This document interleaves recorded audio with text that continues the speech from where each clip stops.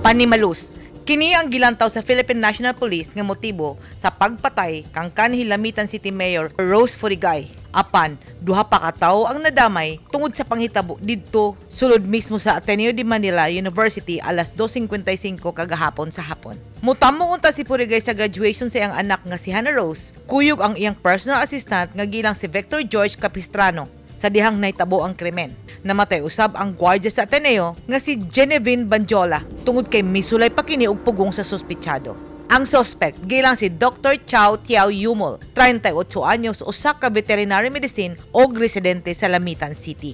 Gilan ni Police Brigadier General Remus Medena, ang direktor sa Quezon City Police District ang suspect. Atul sa iyang investigasyon, gisaysay kuno sa suspect nga si Dr. Yumol nga duna siya personal nga kasuko sa mga purigay tungod kay may pasaka kini og kaso nga cyber libel batok kaniya isip vlogger kay iyang giyagyag ang baho sa mayor ug sa iyang pamilya. Sa mga migawas nga dokumento, dugay ng dunay away ang pamilya Furigay ug si Dr. Yumol.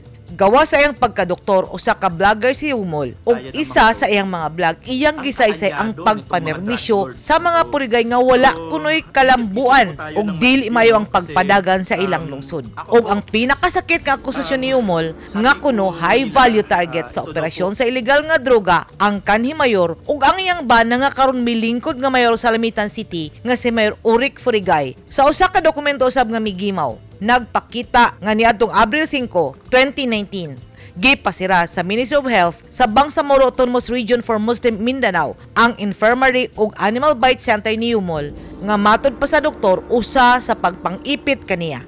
Niadtong milabayng Mayo 2022, may kampanya si Dr. Yumol batok sa mga purigay kay matud niini angayan lang nga maundang na ang pagkatag sa ilegal nga droga sa iyang lungsod sa Lamitan City.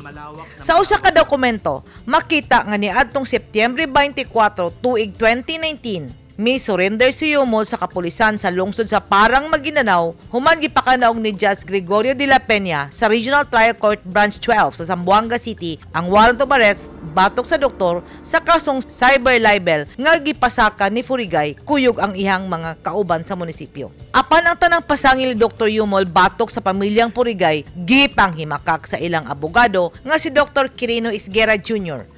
Kini ang iyang gipagawas sa usa ka sulat pahayag nga gipadala sa mga membro sa media. Si Furigay nagserbisyo og siyam ka tuig isip mayor sa Lamitan City, Basilan o gipulian sa iyang bana nga si Mayor Rick niadtong milabayng Mayo 12, 2022 elections. Gikondena ni Presidente Ferdinand Marcos Jr. ang brutal nga kamatayon sa kanhi mayor ug sa duha pa ka mga napagan.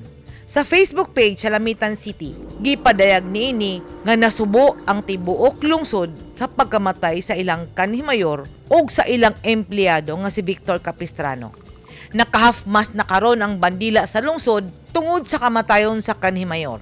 Ang mga akusasyon ni Dr. Yumol batok sa mga purigay nagpabilin sa social media. Ug ang korte lang ang dunay katungod muhusga unsa ang kamatuoran ni ining tanan. Bisan pa man sa mga kasuko ug kapungot, usa lang ang kamatuoran nga nagpabilin. Tulo ang namatay kagahapon ug napagan ang libuan ka mga pamilya sa graduating law students sa Ateneo de Manila University. Usa ka damgo nga dugay nang gipaabot ang pagkabot sa diploma sa ilang paghuman sa milabayng katuigan sa pag-estudyo nila isip mga law students. Edith Caduay, News 10 Philippines. Stay safe!